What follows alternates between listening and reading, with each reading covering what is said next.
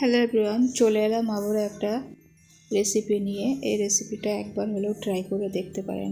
রেসিপিটা যদি ভালো লাগে অবশ্যই চ্যানেলটিকে সাবস্ক্রাইব করে আমার পাশে থাকবেন, আর ভিডিওতে লাইক করে দেবেন, আর কমেন্ট করতে ভুলবেন না আমার এই রেসিপিটা কেমন লেগেছে আপনাদের। তো সবার প্রথমে এক বাটি জল দিয়েছি কালো জিরে, আর দিয়ে দেবো স্বাদ মতো লবণ। দিয়ে জলটা ভালো করে আমি ফুটিয়ে নেব। তো জলটা আমার ভালো করে ফুটে গেছে। এবারে দিয়ে দেব এক বাটি ময়দা দিয়ে এবারে ভালো করে নাড়াচাড়া করে একটা ডো করে নেব।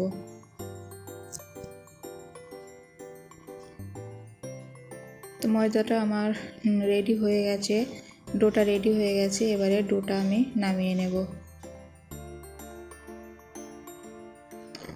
থালার মধ্যে নামিয়ে নিয়েছি। এবারে ডোটা ভালো করে আমি মেখে নেব।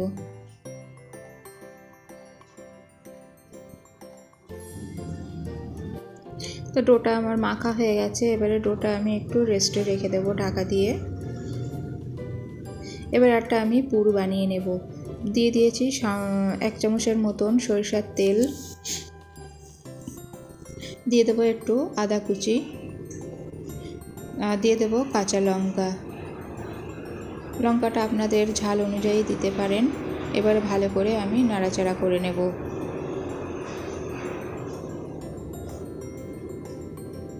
এবারে দিয়ে দেব বাঁধাকপি কুচি, দিয়ে দেবো সামান্য লবণ, দিয়ে ভালো করে আমি নাড়াচাড়া করে নেব। কিন্তু এইভাবে একবার হলেও বাড়িতে একটু এই রেসিপিটা ট্রাই করে দেখতে পারেন। খেতে কিন্তু অসাধারণ স্বাদ। চায়ের সঙ্গে, সকালের নাস্তায় কিংবা অতিথি আপ্যায়নেও এই রেসিপিটা বানিয়ে দিতে পারেন। দিয়ে দেবো কাশ্মীরি লঙ্কা, লাল লঙ্কা, দিয়ে দেবো হলুদ, জিরা, ধনিয়া, দিয়ে দেবো অল্প একটু চাট মশলা। দিয়ে ভালো করে আমি বাঁধাকপিটা নাড়াচাড়া করে নেব।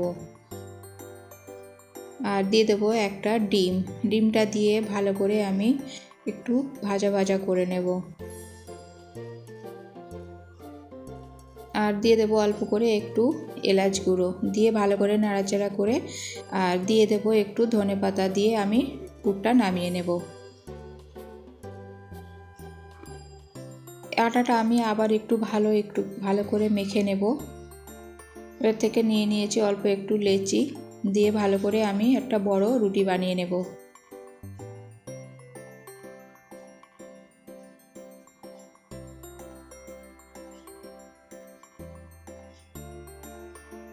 যতটা পাতলা সম্ভব আমি রুটিটা বানিয়ে নেব, বেলে নেব ভালো করে।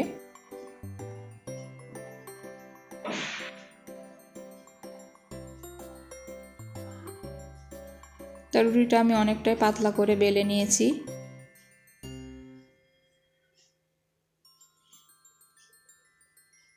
এবারে যেটা করব, যে পুরটা বানিয়ে রেখেছিলাম রুটির উপরে আমি এক সাইডে দিয়ে একটা মাথা আমি ফোল্ড করে দেব।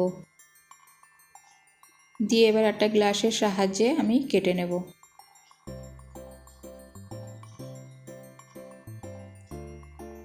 একদম সহজ একটা রেসিপি, যে কেউ রেসিপিটা বানিয়ে নিতে পারবেন। একদম 10 মিনিটে রেসিপিটা তৈরি হয়ে যাবে।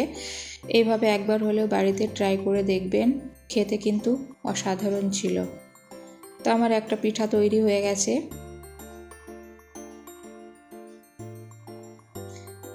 আবারও একটা আমি তৈরি করে নেব।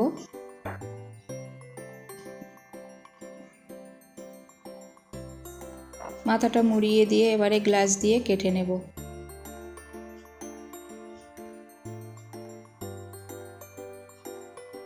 দিয়ে মাথাটা একটু হাত দিয়ে একটু চেপে দেব। তো সমস্ত পিঠাগুলো আমি বানিয়ে নিয়েছি। এবারে তেলে আমি ভেজে নেব পিঠাগুলো। এক এক করে সমস্ত পিঠাগুলো আমি দিয়ে দেব তেলের মধ্যে, দিয়ে ভালো করে আমি এপিট ওপিট করে একটু ভেজে নেব।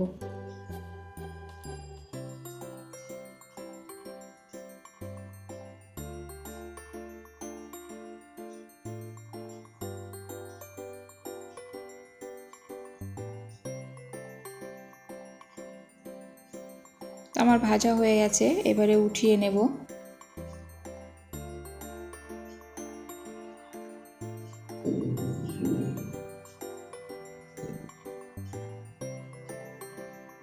তো সমস্ত পিঠাগুলো ভেজে আমি উঠিয়ে নিয়েছি। আর দেখুন কতটা সুন্দর হয়েছে, ঝটপট তৈরি হয়ে গেছে 10 মিনিটের ভিতরে। রেসিপিটা একবার হলেও ট্রাই করবেন। আর রেসিপিটা দেখার জন্য অসংখ্য ধন্যবাদ। এখানে রেসিপি শেষ করছি। ভিডিও ভালো লাগলে অবশ্যই চ্যানেলটাকে সাবস্ক্রাইব করে আমার পাশে থাকবেন, আর ভিডিওতে লাইক করে দেবেন, কমেন্ট করতে ভুলবেন না আমার এই পিঠাটা আপনাদের কেমন লেগেছে।